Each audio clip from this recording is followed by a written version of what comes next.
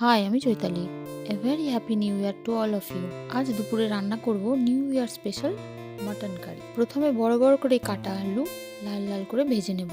ফোড়নের জন্য রেডি করে নিয়েছি গোটা সাদা জিরে, একটা বড় এলাচ, গোটা শুকনো লঙ্কা, দারচিনি, লবঙ্গ, ছোট এলাচ আর একটু জয়িত্রী।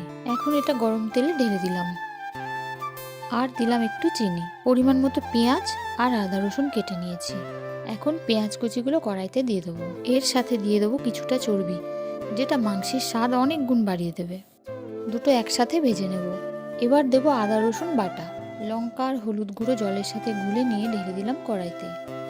আর একটু জল দিয়ে এবার কষবো তেল ছাড়া অবধি। তেল ছেড়ে আসলে দেবো ভাজা আলু, কারণ আমি আগে থেকেই মাটনটাকে একটা সিটি দিয়ে রেখে দিয়েছি। এবার দেবো পরিমাণ মতো নুন।